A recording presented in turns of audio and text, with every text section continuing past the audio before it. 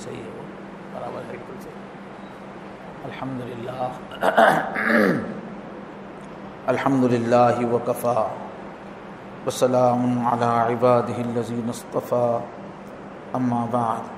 قال اللہ تبارک وتعالی اعوذ باللہ من الشیطان الرجیم بسم اللہ الرحمن الرحیم.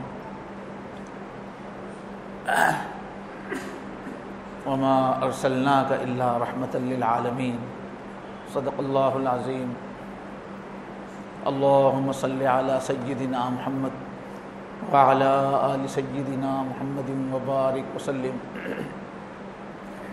اللہم صلی علی سیدنا محمد وعلی آل سیدنا محمد وبارک وسلم. اللہم صلی علی سیدنا محمد وعلی آل سیدنا محمد وبارک وسلم. بہت ہی احترام کے قابل، بڑی عزت اور بڑے اکرام کے لائق بزرگوں،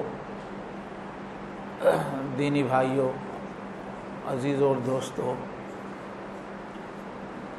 اللہ تعالیٰ نے ہم پر بہت بڑا کرم فرمایا جو یہ جمعہ کا خطبہ اور جمعہ میں وعظ و نصیحت کا امت کے لیے انتظام فرمایا.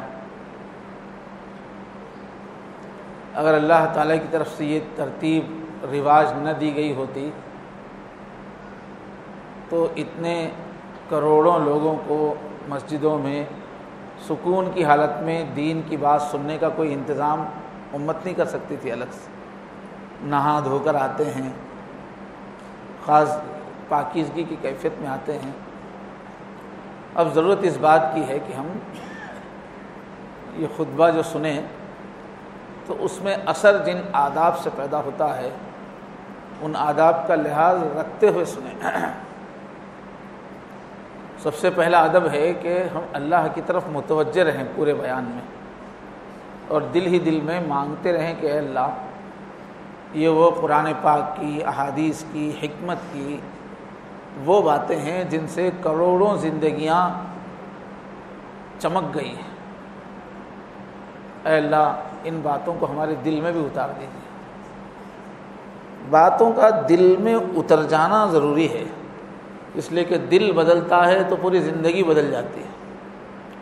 صرف معلومات میں اضافے سے وہ فائدہ نہیں ہوتا جو دل میں بات اتر جانے سے ہوتا ہے. لیکن دل اللہ کے قبضے میں ہے، اس لیے مانگنا پڑتا ہے اللہ سے. ہم کوئی بات اپنے طرف سے دل میں نہیں اتار سکتے، اللہ تعالیٰ اتارنا پڑتا ہے. اس لیے اللہ کے نبی دعا کرتے تھے، اے دلوں کے پھیرنے والے، اے دلوں کو الٹ پلٹ کرنے والے، میرے دل کو سچائی پر، حق پر، حکمت پر جما دیجیے، دین پر اچھی طرح مضبوط کر دیجیے، دین کی بات کو اندر ٹھونک دیجیے اچھی طرح. تو مانگنا پڑتا ہے کہ اللہ یہ باتیں ہمارے دل میں اتار دیجیے. ورنہ باتیں تو ابو جہل نے بھی سنی تھی، ابو لہب نے بھی سنی تھی، اور منافقین جو تھے مدینے کے وہ تو باضابطہ نہا دھو کر آتے تھے، مسلمان کی طرح بیٹھ کر سنتے تھے، مجلس میں سامنے سامنے بیٹھ کے سنتے تھے. اس کے باوجود وہ باتیں ان کو اچھی نہیں لگتی تھی، ان کے دل میں نہیں اترتی تھی. حالانکہ ان باتوں کی وجہ سے صحابہ بن گئے، قیامت تک کے لیے رہنمائی مل رہی ہے، مگر ان کو بھی نہیں لی رہنمائی. تو قدر ہونی چاہیے بات کی، تب وہ بات دل میں اثر کرتی ہے. بعض وقت ایسا ہوتا ہے کہ 10 باتوں میں سے کوئی 1-2 باتیں ہم کو پہلے سے معلوم ہے، اب آدمی سوچتا ہے کہ یہ تو سنی ہوئی باتیں ہیں، حالانکہ اس میں کئی باتیں ایسی ہوتی ہیں ان میں اور گہرائی ہوتی ہے، آدمی نظر انداز کر دیتا ہے. پھر بہت حاجت مند اپنے کو سمجھنا چاہیے دینی باتوں کا، یہ میرے لیے بہت ضروری ہیں، یہ اس کے بغیر میں اندھوں کی طرح ٹھوکریں کھاؤں گا. یہ سادی سیدھی باتیں نہیں ہیں، یہ اللہ کی طرف سے آئی ہوئی روشنی ہے. بار بار بعض باتیں ہم سنتے ہیں تو اس کی اہمیت ہٹ جاتی ہے دلوں سے، اس کی گہرائی نکل جاتی ہے ذہن سے. ورنہ نبیوں کی دی ہوئی ہر بات زندگی کو روشن کرنے، تو عظمت لے کے ضرورت سمجھنا اپنے کو، یاد رکھنے کی نیت ہونا چاہیے. اور پھر سنجیدگی سے اپنا جائزہ ہونا چاہیے کہ یہ چیز واقعتاً ہے کہ نہیں میرے اندر، سنجیدگی سے ہونا چاہیے۔ کئی مرتبہ ہم کئی چیزوں کی تائید کرتے رہتے ہیں، وہ ہماری زندگی میں ہوتی نہیں، جم کے اس کی تائید چل رہی ہے، واہ واہ واہ واہ کر رہے ہیں، ہے نہیں زندگی کے اندر، اس طرف ذہن نہیں جاتا، اس کے مخالف چیزیں اپنے اندر ہوتی ہیں، اس کی طرف ذہن نہیں جاتا، کہنے کو سنتے ہیں بہت کچھ، بولتے ہیں بہت کچھ۔ تو عمل کی نیت ہونی چاہیے، ساتھ ہی ساتھ اندر سے دعا کرتے رہے اللہ اس پہ عمل کی توفیق عطا فرما۔ جیسے کوئی نکتہ سمجھ میں آیا، کوئی بات اہم نظر آئی، فوراً اے اللہ عمل کی توفیق عطا فرما، میں عمل کروں گا۔ تو یہ جمعہ کا دن ہے، فرشتے حاضر ہوتے ہیں، اللہ کی رحمت خاص طور پہ متوجہ ہوتی ہے، دعائیں قبول ہونے کا موقع ہوتا ہے، تو آدمی ساتھ ہی ساتھ دل سے تڑپ کے مانگتا جائے کہ اللہ یہ صفت میرے اندر پیدا فرمائیے۔ اللہ تعالیٰ جمعے کی اس نعمت سے، خطبہ جمعہ کی اس نعمت سے مجھے اور آپ سب کو فائدہ نصیب فرمائے۔ تو گزشتہ ایک موضوع چل رہا تھا رحمت للعالمین، کہ اللہ کے نبی صلی اللہ علیہ وسلم کی ایک خاص شان ہے کہ اللہ نے اپنی رحمت بنا کے دنیا میں آپ کو بھیجا، یعنی اللہ کے پیار کا اظہار ہوا ہے حضور کی ذات میں، اور ہر چیز کو پیار دینا سکھایا ہے اللہ کے نبی نے، ہر چیز سے محبت کرنا، اس کی عزت کرنا، اس کی خوبی کو سمجھنا، اس کے حق کو سمجھنا، اس کے ساتھ جیسا سلوک بیہیویئر ہونا چاہیے ویسا کرنا، یہ اللہ کے نبی نے خاص طور پہ سکھایا ہے۔ تو اللہ فرما رہے ہیں آپ سارے عالموں کے لیے رحمت ہیں، کسی ایک کے لیے نہیں۔ تو گزشتہ سلسلے بیان چل رہا تھا کہ حضور کی رحمت کا حصہ کس کو کیسے ملا۔ تو بات ہوئی کہ سب سے پہلا جو انسان کا پہلا تعلق ہوتا ہے ماں سے، پھر باپ سے، ان کو حضور نے کس طرح سے پیار سے دیکھنا سکھایا، عظمت سے دیکھنا سکھایا۔ اس کے بعد جو ہے بیوی کا زندگی میں بڑا حصہ ہوتا ہے، بڑا رول اور ساتھ ہوتا ہے بیوی کے ساتھ، اس کو کس طرح قدر سے دیکھنا چاہیے، کتنا اس کو مقام دینا چاہیے، کس طرح اس کو آبگینوں کی طرح لے کے چلنا چاہیے، وہ تعلیمات ہمارے سامنے آئیں۔ اور پھر بیٹی ہے، اللہ نے بیٹیاں رکھی تاکہ ہم کو زندگی کی نزاکت سمجھائے، ہمارے دلوں کو اللہ رحم و محبت سکھائے۔ بیٹیاں بہت بڑی نعمت ہے، انسان کی بڑی تربیت ہوتی ہے، انسان ایک فرشتہ صفت بنتا ہے بیٹیوں کی وجہ سے، اللہ نے ان کے ذریعے سے تربیت کا بڑا بہترین انتظام کیا۔ شرط یہ ہے کہ ان کو نعمت سمجھا جائے، ان کی صلاحیتوں کو ابھارا جائے۔ تو بیٹیوں کے بارے میں بھی بہت گہری تعلیمات ہے، بہت حساس بنایا گیا ہے اللہ کے نبی کی طرف سے۔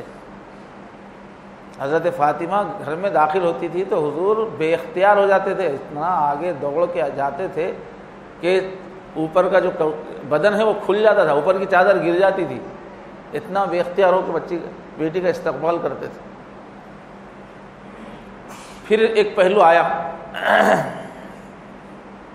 کہ بیوی کی اہمیت کیا ہے، تو شوہر کی کیا اہمیت ہے، اس کو بھی بہت ہی اعلیٰ حقوق بیان کیا حضور نے۔ موقع نہیں تھا کہ پوری تعلیمات کو بیان کیا جائے، صرف ایک دو حدیثیں بیان کی گئی، ورنہ ہر موضوع پہ مستقل کتابیں لکھی ہوئی ہیں، اتنا اللہ کے نبی نے اور فقہا نے وضاحت کی ہے، بیوی کے حقوق کیا ہیں، شوہر کے حقوق کیا ہیں، آداب کیا ہیں۔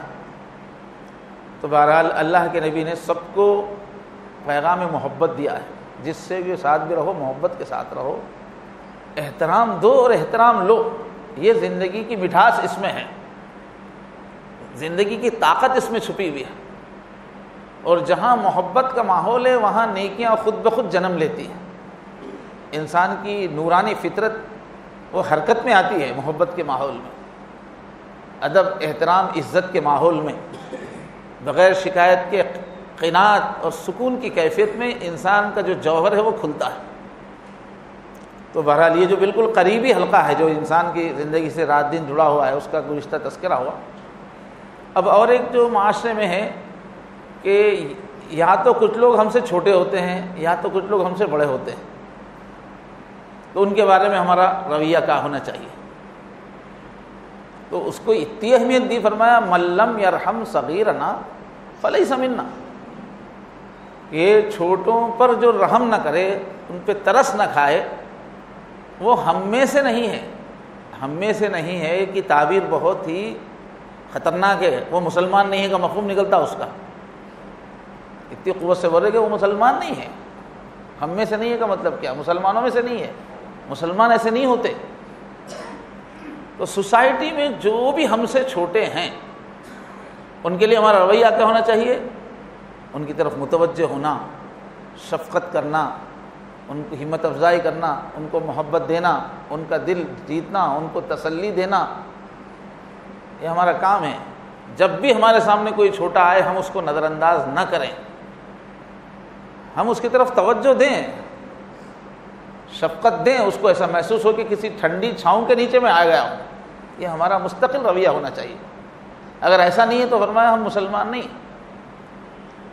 چھوٹے بچوں کے ساتھ کیا معاملہ تھا حضور کا، ایک طرف شان ایسی، روب ایسا تھا کہ کوئی حضور کی طرف سفر کرے، ابھی 1 مہینہ سفر باقی ہے، وہیں سے اس کے دل پہ روب پڑ جاتا تھا۔ حضور کی محفل کا روب ایسا تھا کہ جو مستقل صحابہ تھے وہ نظر اٹھا کر دیکھنے کی ہمت نہیں کرتے تھے، نظر جھکا کے بیٹھتے تھے، روب کی ایسی کیفیت تھی۔ دشمن کے ہاتھ سے تلوار چھوٹ گئی، آپ نے جیسے کہا اللہ، روب کا ایسا عالم تھا۔ لیکن جب بچوں کے سامنے آ جاتے تھے تو ایسے پھول بن جاتے تھے کہ بچے سب چمٹ جاتے تھے، دوڑ کے آ رہے ہیں، کود رہے ہیں آپ کے اوپر۔ کھیلتے تھے بچوں سے خوب حضور، نواسوں سے کھیلتے تھے، محفل میں ہے، مسجد میں ہے، نواسے آ کے جو ہے خطبہ جمعہ میں اوپر چڑھ جاتے تھے، نماز میں آ کے پیٹ میں بڑھ جاتے، کبھی غصے میں نہیں آتے۔ اب فقہا نے بعد میں آداب وغیرہ ویسا سب کرتے رہیں گے تو بدنظمی ہو جائے گی نا۔ آپ سب لوگ بھی بچوں کو لائیں گے، کوئی یہاں بٹھائے گا، کوئی گود میں، تو وہ ٹھیک نہیں رہے گا۔ لیکن حضور کی مسجد میں تو آ جاتے تھے نواسے،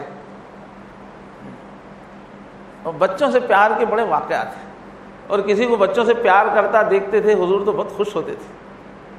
ایک مرتبہ گزر رہے تھے تو ایک صحابی اپنے چھوٹے بچے سے کھیل رہے تھے، تو حضور خوشی سے کھڑے کے دیکھنے لگے اور فرمایا تم کو ایک بات بتاؤں، آج تم اس کے جو خوش کر رہے ہو نا، انشاءاللہ اس کے بدلے میں اللہ تعالیٰ ایک دن تم کو خوش کریں گے، اللہ یاد دلائیں گے، فلاں موقع پہ تم نے بچوں کو خوش کیا، چلو میں خوش کرتا ہوں۔ تو چھوٹوں کے ساتھ پیار کرنا، بچے ہی نہیں، جو بھی اپنے سے عمر میں چھوٹا ہے، جیسے ہی وہ چھوٹا ہے تو اب اس کو حق مل گیا کہ ہم اس کے ساتھ پیار کریں، ہم اس کو نظر انداز نہ کریں۔ یہی زندگی ہے، ایک تہذیب ہے، ایک انسانیت اس میں ہے، زندگی کا حسن اس میں۔ اب اپنے ٹینشنوں میں کھویا ہے آدمی، خامخواہ اپنے پر کچھ چیزیں سوال، سامنے کون آ رہا ہے اس کا لحاظ ہی نہیں، ایسا نہیں ہونا چاہیے۔ چھوٹوں پہ شفقت ہونی چاہیے۔ ہم شفقت کریں گے تو ہمارے بڑے اللہ تعالیٰ قیامت کے دن بولیں گے زندگی بھر چھوٹوں پہ شفقت کرتا تھا، میں کیا سختی کروں اس کے ساتھ۔ وہ تو ہر وقت دیکھ رہے نا، اللہ کو بھی جو ہے حیا آتی ہے کہ یہ اتنا پیار والا انسان تھا، چھوٹوں کے ساتھ اتنا اچھا معاملہ تھا اس کا، اب یہ میرا چھوٹا ہے تو میں کیا کروں اس کے ساتھ۔ یہ سب ذریعے ہوتے ہیں۔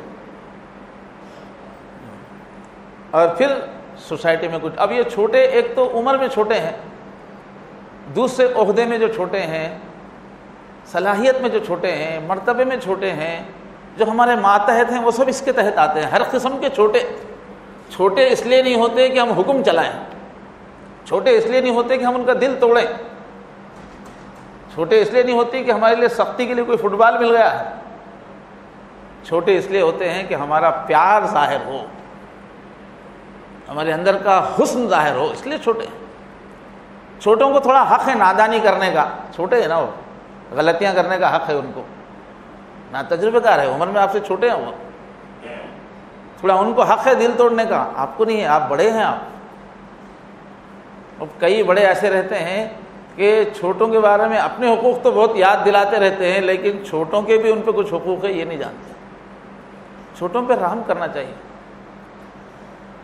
بعض خاندانوں میں تو دیکھنے آیا کہ ماں باپ ایسے بچوں کے ساتھ سختی کرتے ہیں، تو بڑے جو بچے ہیں، یعنی جو بیوی بچے والے جو اپنے بچے ہیں ان کے ساتھ، اب یہ بہو کی شکایت وہ بہو کے سامنے، وہ بیٹے کی شکایت بڑے بیٹے کی شکایت چھوٹے کے سامنے، عیب نکالنا، حقارت کی باتیں کرنا۔ جب بڑے ہی کسی گھر کا سکون برباد کرنے کے لیے آئے تو اب اس گھر میں کون سکون لا سکتا ہے؟ بڑے تو اللہ نے اس لیے بنائے تھے کہ سب کی غلطیوں کو وہ اپنے وسیع سینے میں چھپا لیں، سب کو محبت کرنا سکھائیں۔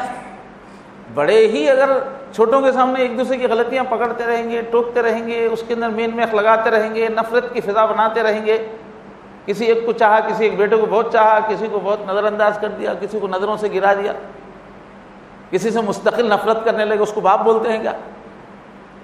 اپنے بیٹوں سے نفرت کر کے کیا جنت میں جائے گا آدمی؟ نفرت کرنا چاہیے کہ مومن کا کام ہے کیا؟ بعض لوگ اپنی اولاد سے کسی سے نفرت کرتے ہیں، کوئی ایک واقعہ دل میں بٹھا لیتے ہیں۔ مومن ایسا نہیں ہوتا صاحب، مومن کا دل بڑا ہوتا ہے، جب وہ اللہ سے رحم چاہتا ہے تو خود بھی رحم والا بنتا ہے، جو وہ معاف کرنے کی اللہ سے امید رکھتا ہے تو وہ خود بھی معاف کرنے والا بنتا ہے۔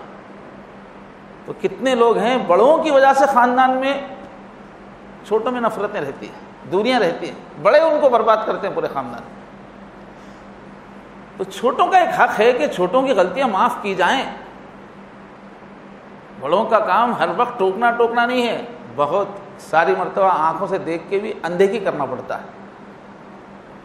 جب بات مفید ہو سکتی ہے ویسی انداز میں بات کرنا ہے۔ بڑے ہیں تو یہ نہیں کہ جب چاہے جھنلا رہے ہیں، جب چاہے ڈانٹ رہے ہیں، جب جو کیا منہ پر، اس لیے ہم کو حق نہیں ہے۔ ہمارے اوپر ایک بڑا بیٹھا ہوا ہے اللہ، وہ دیکھ رہا ہے کہ ہم اپنے چھوٹوں کے ساتھ کیسے رہتے ہیں۔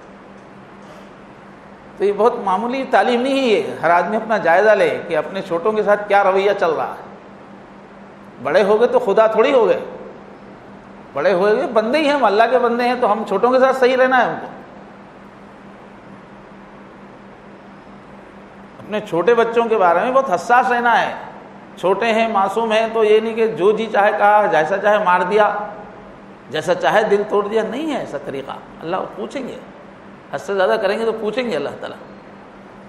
تو ملم یرحم صغیرنا ولم یوقر کبیرنا فلیس منا، اور جو بڑے ہیں ان کی توقیر نہیں کرے گا، عزت نہیں کرے گا، تو وہ بھی مسلمان نہیں ہے بول رہے ہیں۔ ہم میں سے نہیں کہ مطلب مسلمان نہیں۔ اسلام سے نکال دینے والا عمل ہے، بڑا گناہ، بڑے گناہ ہے۔ تو پھر سوسائٹی میں کیا ہے، جب بھی ہم دیکھیں گے تو ہم سے کچھ بڑے ہیں، عمر میں بڑے ہیں، علم میں بڑے ہیں، رتبے میں بڑے ہیں، کسی نہ کسی اعتبار سے بڑے ہیں۔ بڑوں کے بارے میں ہمارا رویہ کیا ہونا چاہیے؟ بعض لوگ کیا سمجھتے ہیں، گستاخی کو بہادری سمجھتے ہیں، ہر بڑے کے درجے کی نفی کرنے کو ایمان سمجھتے ہیں۔ میں کس سے بھی نہیں ڈرتا بھائی، میں اللہ میاں سے ڈرتا ہوں۔ اب اس کا مطلب ہر ایک کے بارے میں تنقید، جس کے ماتحت ہیں، اپنے جو اوپر ہے، آپ اس کے ساتھ رویہ سیدھا نہیں کرتے، کیا میں اللہ سے ہی ڈرتا ہوں، میں کس سے بھی نہیں ڈرتا۔ یہ کس نے جہالت سکھائی؟ کسی بھی لائن سے کوئی بڑا ہے، ہمارا کام ہے دل سے اس کے بڑے پن کو محسوس کرنا۔ عمر میں بڑا ہے تو اس کے بڑے پن کو محسوس کرنا، اس کا تجربہ ہے زندگی میں، تجربے میں بڑا ہے، علم میں بڑا ہے، سوسائٹی میں بڑا ہے، تو بڑا کوئی خالی نہیں بنتا، بہت کچھ ہوتا ہے اس کے اندر، وہ آپ کو دل سے محسوس کرنا چاہیے۔ اور جس کا جو درجہ ہے اس کا وہ درجہ دینے سے ہی انسانی سماج بنتا ہے۔ سب کے درجے ایک نہیں ہیں، سب کے الگ الگ درجے ہیں۔ پاؤں کی جگہ پاؤں کی ہے، ہاتھ کی جگہ ہاتھ کی ہے، آنکھ کی جگہ ہے، سر کی جگہ، جس کی جو جگہ ہے آپ اس کو وہ جگہ دیں گے تو ہی زندگی پرسکون ہوگی اور سب کا نفع ظاہر ہوگا۔ آپ جو ہے آرڈر نیچے اوپر کر دیں گے تو انتشار ہو جائے گا۔ تو جو بھی جس لائن کے بڑے، آفس میں کوئی بڑا ہے تو مسلمان ملازم کا کام یہ نہیں کہ اس سے ٹکرائے، اس کو بہادری سمجھے، اس کا ایمان کا تقاضا سمجھے۔ ملازم نہیں ہے، ملازم ہے تو یہ بہادری نہیں ہے نوکر کی کہ وہ سیٹ کے سامنے بہادری دکھائے، چاپلوسی بھی نہیں کرنا ہے، غلامی سر پہ سر بھی نہیں، سر پیر میں سر بھی نہیں رکھنا ہے، لیکن تہذیب ہے۔ دنیا نہیں چلے گی اگر لوگ ایک دوسرے کے درجے کو نہیں پہچانیں گے تو دنیا نہیں چل پائے گی، زندگی کا سکون ختم ہو جائے گا۔ تو حضور نے فرمایا انزل الناس منازلہم، لوگوں میں جس کا جو مرتبہ ہے وہ مرتبہ دو۔ میرے کیا مطلب ہے، کیا کر لیتا کون، اس کی مجھے کیا ضرورت ہے، اور میرا بگاڑ لیتا، اس میں کسی کی جو ہے پرواہ نہیں ہے، یہ سب تکبر ہے، یہ سب تکبر ہے، یہ پسند نہیں اللہ کو، اللہ کا بنائے ہوئے نظام کے سسٹم میں چلنا پڑے گا آپ کو۔ تو یہ زمانے میں بہت یہ ختم ہو گیا ہے. لوگوں کا درجہ، ہر ایک کا درجہ پہچاننے کا، یا 4 پیسے آ گئے، تھوڑی جوانی آ گئی، یا کچھ بھی ہو گیا، آدمی اپنی چھوٹی چیز میں ایسا مست ہو جاتا ہے کہ اطراف میں کس کی کیا تاریخ ہے، کس کی کیا خدمات ہے، کس کی کیا صلاحیتیں ہیں، کس کے کیا عہدہ ہے، کس کا کیا مرتبہ ہے، کس کے پاس کیا جوہر ہے، وہ سمجھتے ہی نہیں. تو پھر زندگی کیسے چلے گی؟ تو کتنا بھاری اصول سکھایا ہے، اور اتنا سختی سے سکھایا ہے کہ جو یہ نہ کرے وہ مسلمان نہیں ہو. آج غیر مسلم معاشرے میں بہت سارے لوگوں میں مسلمان ایک گستاخ بے ادب قوم کے طور پہ معروف ہے. اور دوسرے معاشروں میں دیکھیں گے، ہمارے برادران وطن میں دیکھیں گے اور قوموں میں دیکھیں گے، وہاں بہت کچھ خوبیاں ہیں اس معاملے میں، اور ہمارے لوگوں کا رویہ بہت غلط ہے. ادب احترام کے معاملے میں، آداب کے سلسلے میں، انسانوں کے ساتھ رویے کے سلسلے میں بے ادبی بہت آ گئی ہے ہمارے پاس. ایسا نہیں ہونا چاہیے، یہ دین کی تعلیم نہیں ہے.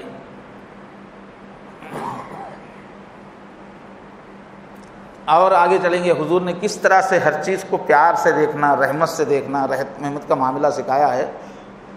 ہماری زندگی کا ایک بڑا اہم حصہ ہے رشتہ دار، بھائی بہن، چچا ماموں، خالو خالہ، رشتہ دار. اب یہ رشتے سب اللہ نے بنائے ہیں، اور اس کے پیچھے بڑی حکمتیں ہیں. اللہ چاہتے تو ہر ایک کو مستقل بذات پیدا کر سکتے تھے، کوئی کسی کا باپ نہیں، کوئی کسی کا بیٹا نہ، کوئی کسی کا خالو. اللہ ایسا کر سکتے تھے، لیکن ایسا ہوتا تو انسان پھر انسان نہیں رہتا، جانور ہو جاتا تھا. تو اللہ نے رشتوں کا احساس دیا اور رشتوں کے سسٹم میں انسان کو پیدا کیا. وہ اللہ کی بہت بڑی حکمت ہے. اس سے انسانیت اسی میں چھپی ہوئی، انسانیت بنتی ہے رشتوں کو نبھانے سے. اور جو رشتہ داروں کے حقوق نبھا سکتا ہے وہی چھپے ہوئے اللہ کے حقوق کو بھی پہچان سکتا ہے. تو اسلام میں، پورے اسلام کو آپ اگر 100% مانیں گے تو 25% اہمیت جو ہے رشتہ داری کی ہے اسلام میں، اتنی. اور ہر جمعہ میں جو آیت پہ جمعے کا خطبہ ختم ہوتا ہے اس میں رشتہ داروں کا ذکر ہے. چھوٹی ان اللہ یأمر بالعدل والإحسان وإیتاء ذی القربى وینہی عن الفحشاء والمنکر والبغی. ایتاء ذی القربى، ہر جمعے میں تعلیم اسی پہ، آیت پہ آپ کا جمعہ ختم ہوتا ہے کہ تمہارے جتنے بھی رشتہ دار ہیں ان کے لیے تم دینے والے بنو، ہاتھ روکنے والے مت بنو، کھلے دل والے بنو، حقوق ادا کرو ان کے. تو حضور نے اس کو اتنے پیار سے سمجھایا، فرمایا کہ جس کو بھی اس بات کی خوشی ہے، یہ پسند ہے، ان ينسأ له فی اثرہ، کہ اس کی موت اللہ تعالیٰ ٹال دیں، ویبارک له فی رزقہ، اور اس کی روزی میں برکت دیں. کوئی یہ چاہتا ہے کہ ذرا میری عمر لمبی ہو، یا جو یہ چاہتا ہے کہ میری روزی میں، دولت میں برکت ہو، تو کیا کرے؟ فلیصل رحمہ، کہ تو سارے جو رشتہ دار ہیں ان کے ساتھ اچھا سلوک کرو. رشتہ داروں میں محبت رہے گی تو ٹینشن نہیں رہے گا، بیماریاں نہیں آئیں گی، جلدی نہیں مریں گے. جلدی نہیں مرنے کا مطلب جو زیادہ صحت مند رہے گا وہ جلدی نہیں مرے گا، اور زیادہ بیماریوں میں مبتلا ہوتا چلا جائے گا وہ جلدی مرے گا.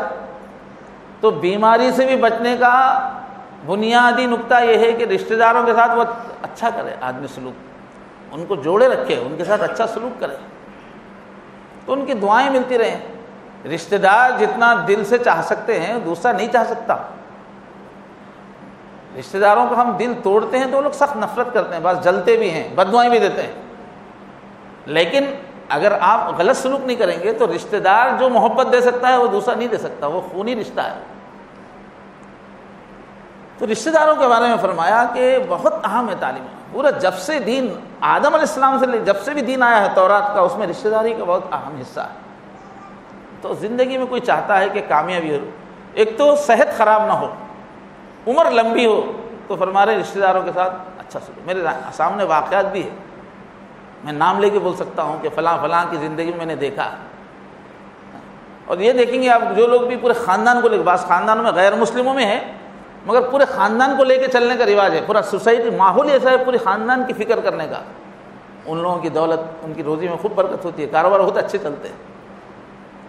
تو رشتہ داروں پر خرچ کرنے سے روزی میں، دولت میں اضافہ ہوتا ہے، کمی نہیں ہوتی. بلکہ ہم لوگوں کو جو کمائی ملتی ہے نا وہ اپنے بچوں کی وجہ سے ملتی ہے. اور اپنے خاندان میں جو کمزور لوگ ہیں ان کی وجہ سے روزی ملتی ہے. انتم ترزقون بضعفائکم، تمہارے ماتحت جو چھوٹے چھوٹے بچے ہیں وہ کما نہیں سکتے، ان کی وجہ سے تمہارا کاروبار چل رہا ہے. آپ سمجھ رہے ہو میری محنت سے چل رہا ہے، میری ہوشیاری سے چل رہا ہے. وہ چھوٹے بچوں کے ایسا اس واسطے ہوتا ہے کئی مرتبہ، جیسے بچے بڑھتے ہیں، ذمہ داریاں بڑھتے ہیں، خود بخود وسائل پیدا ہوتے ہیں، ایسا کئی بار ہوتا ہے. تو رشتہ داروں پر خرچ کرنا، ان کے ساتھ اچھا سلوک کرنا، صحت بھی اچھی رہے گی اور پیسہ بھی ملے گا. اب مومن کو، یہ تو عام لوگوں کو ہر ایک کو یہ چاہیے، نہ مرض ہو نہ قرض ہو، سب کو فکر ہوتی ہے. لیکن دیندار کو اس سے زیادہ اور ایک فکر یہ ہوتی ہے کہ مجھے جنت ملے. تو جنت کب ملتی ہے؟ اگر موت ایمان کی حالت میں آئی تو جنت پکی ہے. وہ وعدہ بھی رشتہ داروں کے ساتھ حسن سلوک میں اور ایک حدیث میں ہے کہ جو بھی اپنے رشتہ داروں کے ساتھ اچھا سلوک کرے گا، ان کو دیتا رہے گا، ان کی خدمت کرتا رہے گا، اس کی موت کلمے پر آئے گی. ایسی بھی حدیث ہے. تو تینوں چیزیں مل گئی، صحت بھی مل گئی، دولت بھی مل گئی اور جنت بھی مل گئی. آج کل کا ماحول ایسا ہو گیا ہے چونکہ خواہشات بہت ہو گئی ہیں، کوئی حد ہی نہیں. اور 1000 روپے کمانے والا بھی سمجھتا ہے میرے گھر والوں کو ہی کافی ہوں گے، اور ماہانہ 10 لاکھ کمانے والا بھی بولتا ہے کہ ہمارے گھر والوں کی ضرورتیں پوری نہیں ہو رہی. یہ غلط ہے. یہ رشتہ داروں کا حق جاننا چاہیے، ان کو اپنے خوشیوں میں شریک کرنا چاہیے. اور جو لوگ رشتہ داروں پہ پیسہ خرچ نہیں کرتے، لازماً ان کی زندگیوں میں مصیبتیں آتی ہیں، ان کے دلوں سے آہ نکلتی ہے، ان کی آہ لگتی ہے. وہ لوگ چاہ کے بد دعا نہیں دیتے، مگر کوئی رشتہ دار، قریبی رشتہ دار توجہ نہیں دیتا ہے، خود خوشیاں مناتا ہے، ساتھ نہیں دیتا ہے، تو ان کے دل پہ چوٹ لگتی ہے. وہ زبان سے بد دعا نہیں دیتے ہیں، پھر بھی ان کی دل کی آہ لگتی ہے. تو ایسے لوگوں کی زندگیوں میں بیماریاں پہ بیماریاں، عجیب ایسی بیماریاں کہ ڈاکٹروں کو سمجھ میں نہیں آتی، تو عاملوں کے پاس بھاگتے ہیں. آپ دیکھیں گے کہ جو لوگ بھی کنجوس ہیں، رشتہ داروں پہ خرچ نہیں کرتے، ان کا پیسہ یا تو دواخانوں میں لگتا ہے یا عاملوں کے پاس لگتا ہے. آپ غور سے ذرا اپنے اطراف غور کیجیے. عاملوں کے پیچھے جو لوگ زیادہ بھاگ رہے ہیں، دیکھیے تو یہ وہ لوگ رہیں گے جن کا رشتہ داروں پہ خرچ کرنے کا مزاج نہیں ہے. تو اللہ بولتے کہ ٹھیک ہے، تم ادھر سے نہیں دیتے ہو تو ہم ادھر سے نکالیں گے، مصیبت بھی مول لو اور پھر پیسہ جانے کا تو جائے گا. تو اب رشتہ داروں سے ہم آگے بڑھیں گے تو سوسائٹی میں ہمارے اطراف جو پڑوسی ہیں ان کے ساتھ کیا رویہ ہو. تو رحمت للعالمین صلی اللہ علیہ وسلم نے فرمایا کہ پڑوسی کا بھی بہت بڑا درجہ ہے اللہ کے پاس. دین اسلام میں جو مستقل گھروں کے پاس رہتے ہیں ان کا تو ہے ہی، ادھر کے 10 گھر، ادھر کے 10 گھر، ادھر کے 10 گھر، ادھر کے 10 گھر، سب کو ہم پہچاننا چاہیے، سب کے حالات کو جاننا چاہیے. زندگی صرف پیسہ کما کے کمروں میں بیٹھ کے فون دیکھ لیتے، ٹی وی دیکھ لیتے بیٹھنے کا نام ہی زندگی نہیں ہے. خود اپنے مزوں میں کھو جانے کا نام زندگی نہیں. ارے انسانوں میں رہو بسو، ان کی خوشی غمی میں شامل ہو جاؤ، دیکھو جینے کا مزہ کیا ہوتا ہے، روحانی خوشی کیا ہوتی ہے. ہر آدمی محدود ہو کے بیٹھ گیا ہے چھوٹے سے دائرے کے اندر. اب پریشان بھی خود ہو رہا ہے مصیبتوں کا. اگر ایسا رہو کہ چلو تو سارے زمانے کو ساتھ لے کے چلو، تم کو کچھ ہوا تو لوگ دوڑے ہوئے آئیں، تمہارے ساتھ ایک ہمدردوں کی ایک فوج ہو، انسان اس کو بولتے ہیں. تو جب آپ دوسروں سے جڑیں گے تو دوسرے آپ سے جڑیں گے، آپ دوسروں سے کٹیں گے تو دوسرے آپ سے کٹیں گے. جڑ کے جینا چاہیے، لذتوں میں ہی رہنا، سست کاہل ہونا، پڑے رہنا بستروں پہ، یہ ٹھیک نہیں ہے. تو پڑوسیوں سے ہمارا اچھا اٹیچمنٹ ہو. فرمایا والصاحب بالجنب، قرآن میں جو تھوڑی دیر کے لیے بیٹھ بھی گیا آ کے، ان پہ بھی پھر ہمارا حق شروع ہو جاتا ہے. جیسے بس میں کہیں جا رہے ہیں، ایک اسٹاپ سے دوسرے اسٹاپ کے بیچ میں بھی کوئی بیٹھ گیا، اتنی دیر میں خیر خیریت اس سے تو اس کو کچھ محبت دینا چاہیے. تو تھوڑی دیر کے لیے بھی ساتھ ہو گیا تو اس کو معلوم ہونا چاہیے کہ میرے ساتھ بیٹھا ہوا یہ آدمی مسلمان ہے، اس کے اندر مٹھاس ہے.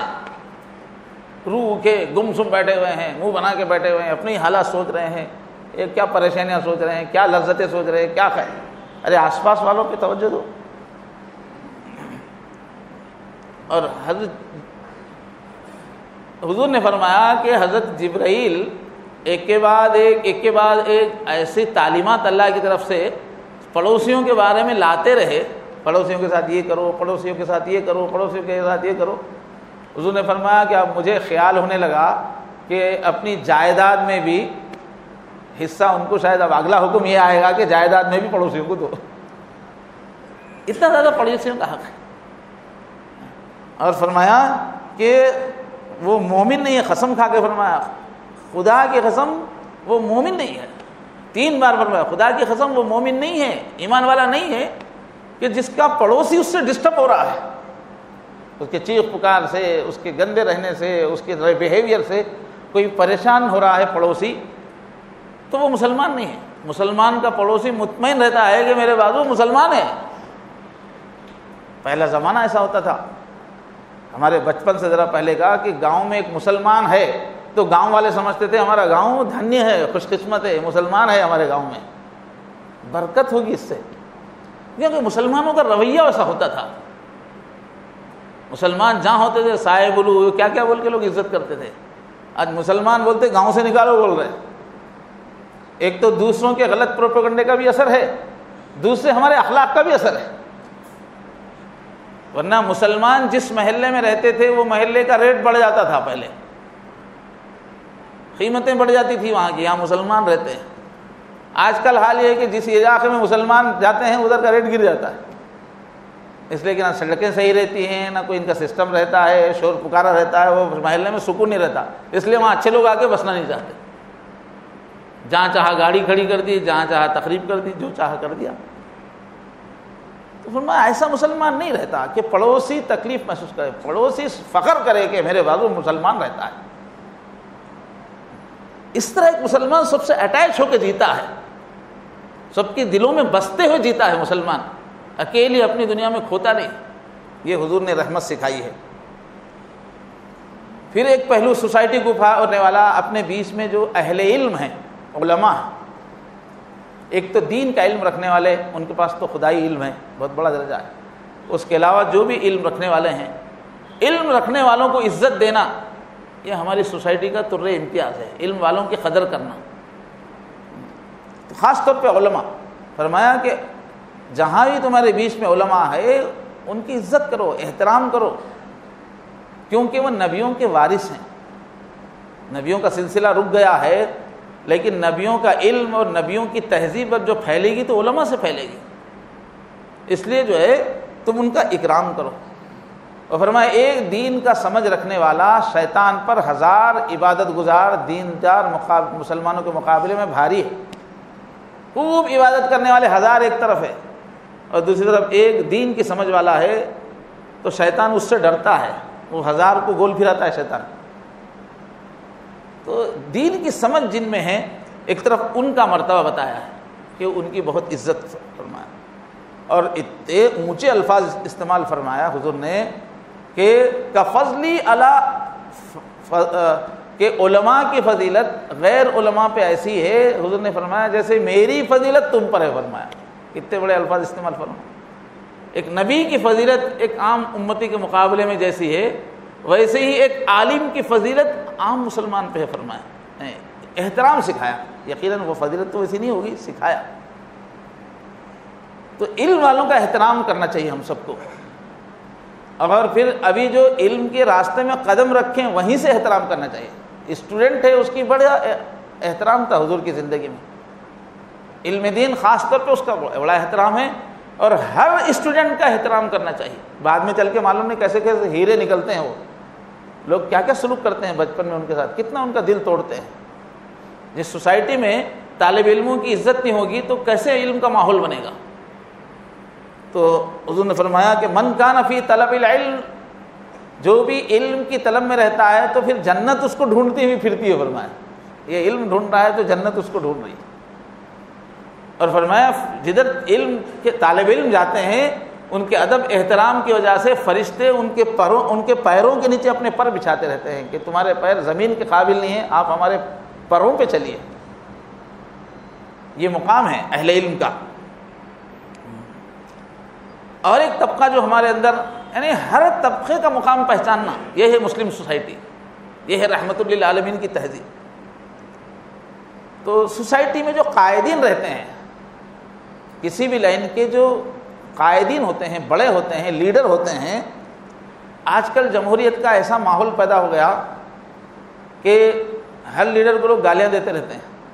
گالی کی زبان ہے اس کے، ارے اس کے سامنے تو بہت کچھ سلوٹ مارتے ہیں نفاق کے ساتھ، ہٹتے اس کو گالیاں دیتے رہتے ہیں، اور ان کی سیاست بھی ہو گئی کہ وہ لوگ ایک دوسرے کو گالی دیتے رہتے ہیں، اور ماحول ایسا غنڈائزم اس میں آ گیا ہے کہ غنڈے بہت سارے اس میں گھس گئے ہیں۔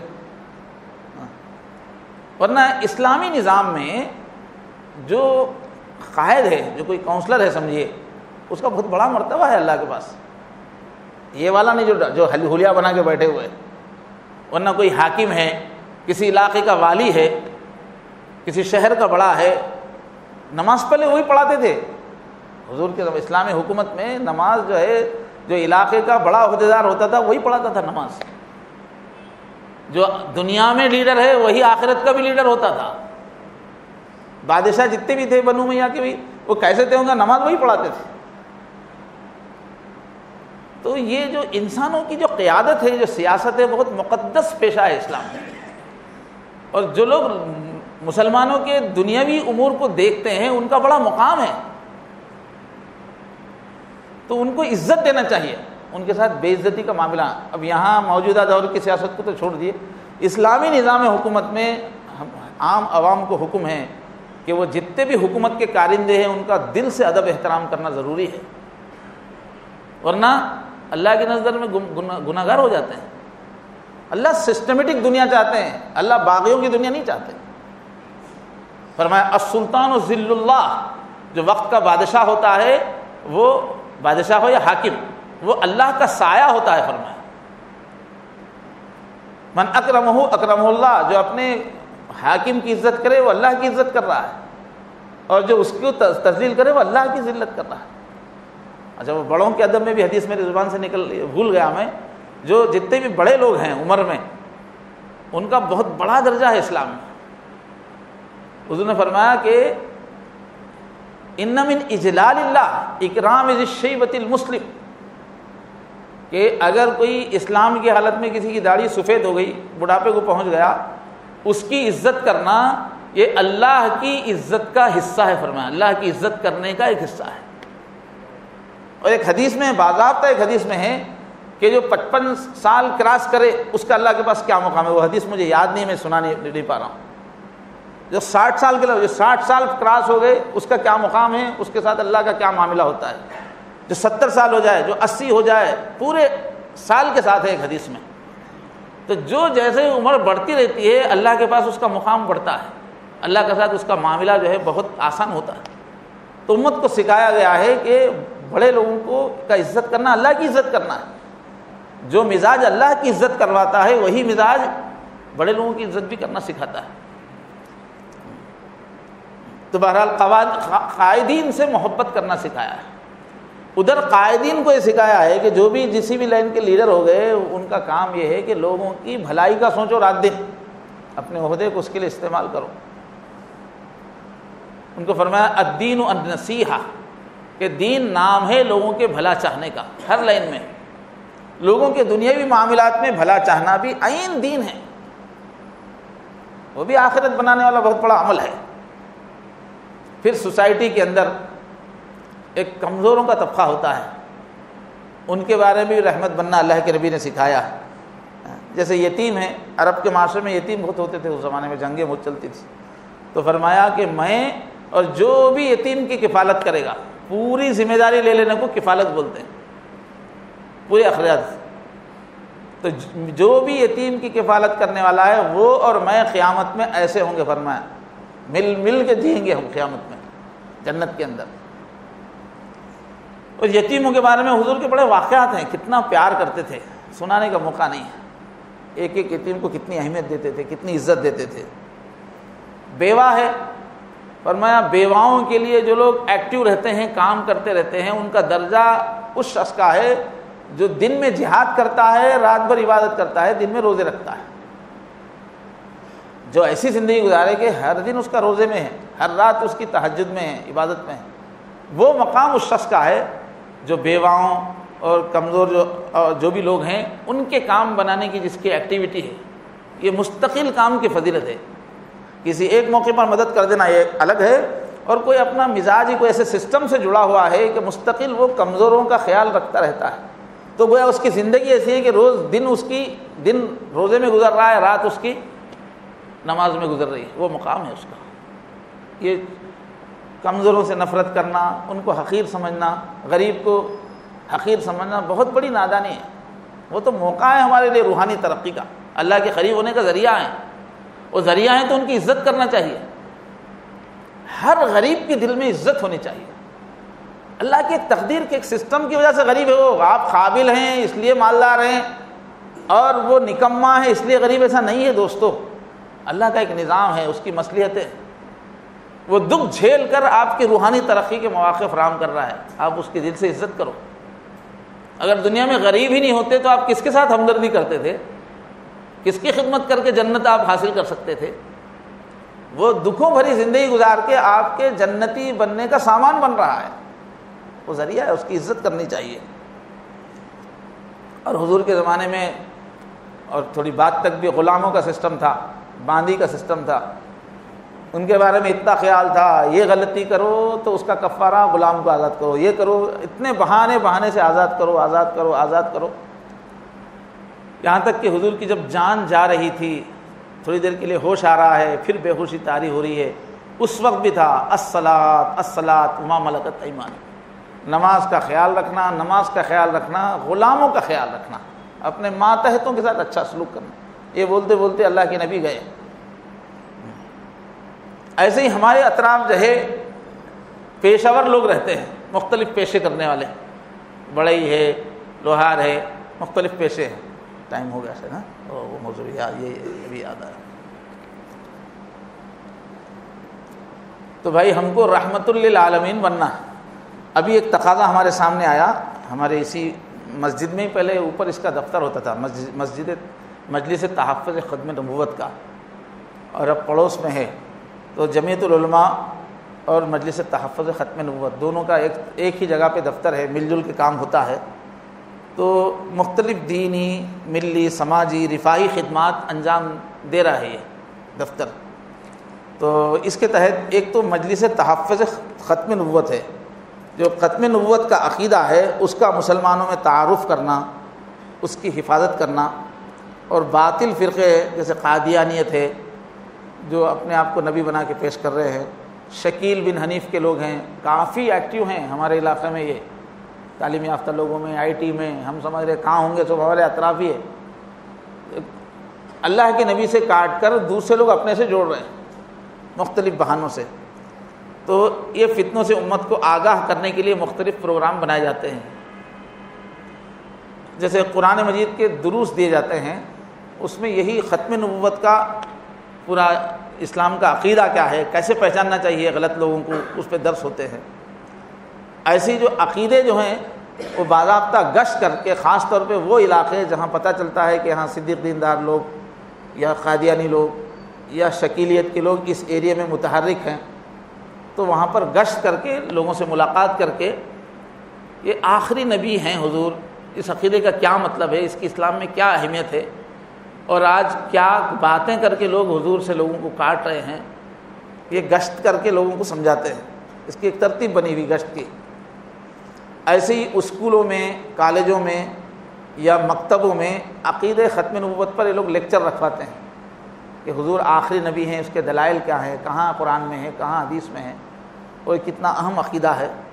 ایسے خواتین میں اجتماعات کرواتے ہیں، اور عقیدہ ختم نبوت سے متعلق پمفلٹ وغیرہ بھی مختلف انداز سے تقسیم کرتے ہیں۔ ایک شعبہ ہے اس میں حضور کے آخری نبی ہونے کا جو موضوع ہے، اس پر ورک کرنا۔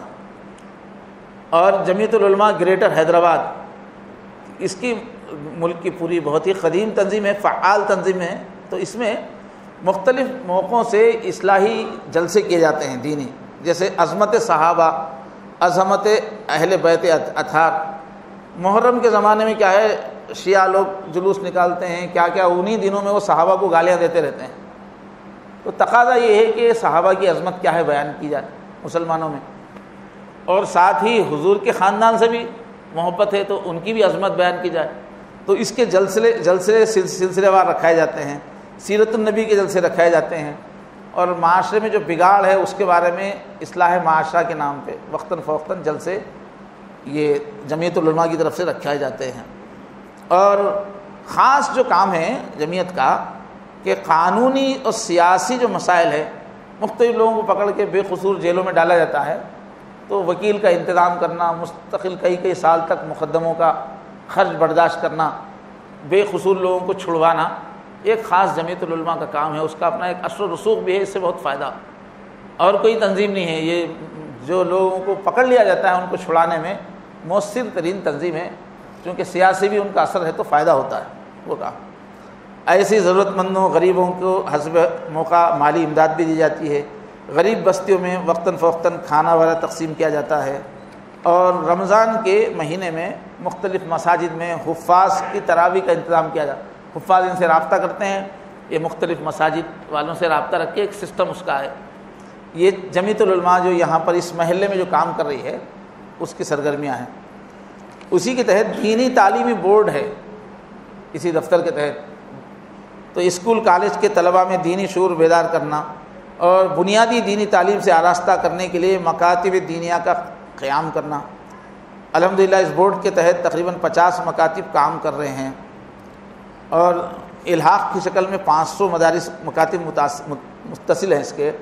اسکول کالج مکاتب کے طلباء کے لیے اصلاحی تربیتی لیکچرز کا اہتمام کرتے ہیں، اور بورڈ کے تحت چلنے والے تمام مکاتب میں ماہانہ امتحانات کا انعقاد ہوتا ہے، اور اس کے اساتذہ کے لیے تربیتی ورکشاپ ہوتا ہے، اور اسکول کالج کے طلباء میں علم دین کا ذوق پیدا کرنے کے لیے کوئز مقابلے وغیرہ کرواتے ہیں جمعیت کے تحت یہ دینی بورڈ کی طرف۔ ایسی اور ایک کام ہے محکمہ شرعیہ کونسلنگ سینٹر، مسلمانوں کے جو خاندانی مسائل ہیں، گھریلو لڑائیاں وغیرہ، طلاق خلا وراثت وغیرہ کے مسائل کی یکسوئی کے لیے محکمہ شرعیہ قائم کیا گیا ہے، وہاں لوگ رجوع ہوتے ہیں، مسائل حل کرنے کی کوشش کی جاتی ہے۔ اس کے علاوہ حسب موقع اور ضرورت مختلف دینی رفائی کام کیے جاتے ہیں، کہیں فلڈ آ گیا، کہیں کچھ ہو گیا، ریلیف جمع کرنا بھیجنا، تو بہرحال یہ مختلف کام ہو رہے ہیں۔ تو اس کا یہیں قریب میں دفتر ہے، پہلے یہیں اس کے اوپر ہی تھا، مسجد میں ہی تھا، تو یہ کئی کام، ختم نبوت کا کام تو مسلسل کام ہے یہ، اور بہت اہم کام ہے یہ۔ تو اس دفتر کا ماہانہ 40,000 خرچ ہے، تو مختلف ملازمین ہیں جو مختلف دفتر کے، تو چونکہ یہ مسجد ماشاءاللہ کافی اچھے سمجھدار لوگوں کی مجلس ہے، یہ اب اصلاً یہیں کا دفتر ہے، یہ یہیں کام ہو رہا تھا ضرورتاً اس کو، تو آپ حضرات سے گزارش ہے کہ یہ بالکل ضروری کام ہے، ایمان عقیدہ بچانے والے۔ آپ حضرات اس دفتر کے اخراجات کو اپنا مسئلہ سمجھیں، 40,000 تو کچھ بھی نہیں ہے ماہانہ، آپ لوگوں کے واسطے تو 40 لاکھ کا دفتر سنبھالنا بھی کوئی مشکل نہیں ہے اگر مسلمان کا دل ہے تو۔ اب کنجوسوں سے تو ایک پیسہ نکلنا بھی مشکل ہے، دل والوں کے لیے تو کچھ ہے ہی نہیں۔ تو اگر یہ 40,000 خرچ ہے بتا رہے ہیں، یہ علاقے کے قاضی صاحب رہیں گے، کہاں رہیں گے؟ باہر باکسز رکھے گئے ہیں، اب ہر ہفتہ تو بیان نہیں ہوتا اس پہ، تو ذرا دل کھول کے حصہ لیجئے، کم سے کم 1 سال کا تو خرچہ جمع کر دیجئے آپ، یا پھر اس کے ذمہ داروں سے مل کے آپ لوگ ماہانہ ممبر بن جائیے۔ یہ مستقل کسی کام سے اٹیچ ہونے سے اللہ تعالیٰ کا مستقل اپنا ہو جاتا آدمی، کبھی کبھی دے دینا الگ ہے، ممبر بننا الگ ہے۔ جیسے ابھی آیا نا الساعی علی الارملۃ، جو مستقل بیواؤں کے لیے کام کرتا رہتا ہے وہ اللہ کے پاس اس کا مقام ہی الگ ہو جاتا ہے۔ تو یہ دفتر کے اخراجات کے سلسلے میں آپ حضرات خاص طور پہ ذمہ دار، ہمارے امام صاحب سے ملیں گے تو ان لوگوں سے ملا دیں گے، اس کے ذمہ داران ہیں، آسان طریقہ، امام صاحب تو سدا بہار کبھی بھی مل سکتے ہیں، ان سے مل کے آپ یہ دفتر کا کچھ ذمہ لے لیجیے، کچھ خود سے آگے بڑھ کے ممبر بن جائیے۔ یہ وہ کام ہے کہ یہ امت پہ لازم ہے، ورنہ ہم لوگ اللہ کی گرفت کا شکار ہوں گے۔ اللہ تبارک و تعالی ہر دینی کام سے ہمیں محبت عطا فرمائے، اور کل قیامت میں اپنے دین کے چاہنے والوں میں ہمارا شمار فرمائے۔ وآخر دعوانا الحمدللہ۔